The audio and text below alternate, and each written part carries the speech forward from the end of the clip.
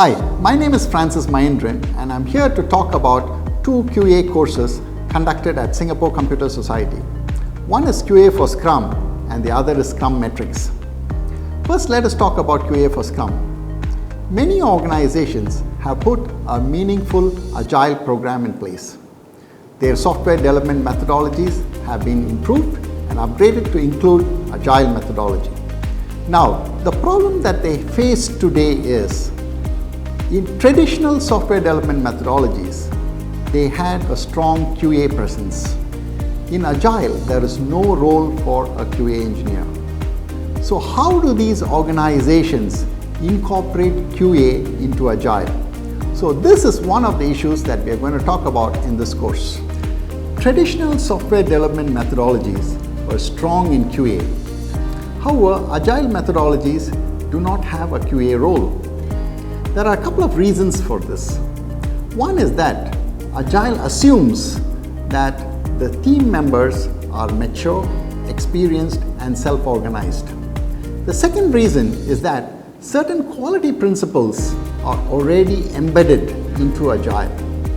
And this includes the review phase, for example, which is a strong validation activity, and the Plan, Do, Check, Act or the PDCA cycle. For most organizations, it will be considered fortunate even if half their team members are experienced.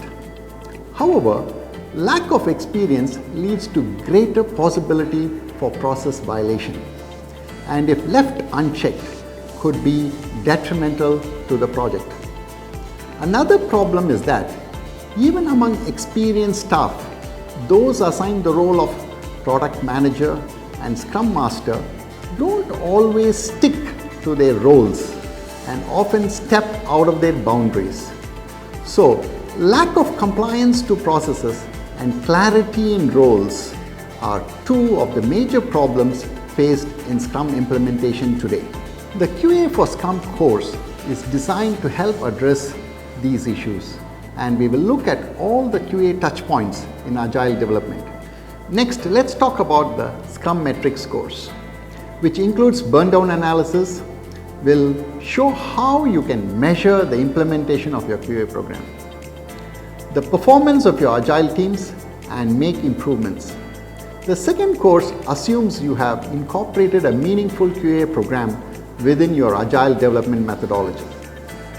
In the Scrum Metrics course, we will use GQM methodology to identify Scrum metrics.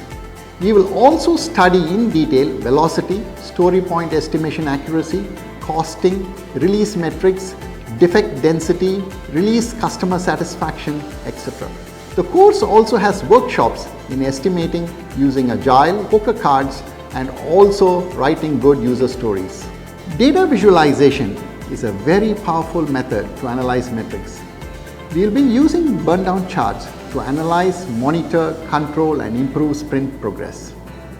We will also discuss the right path for current project managers and QA staff in transitioning to Agile roles.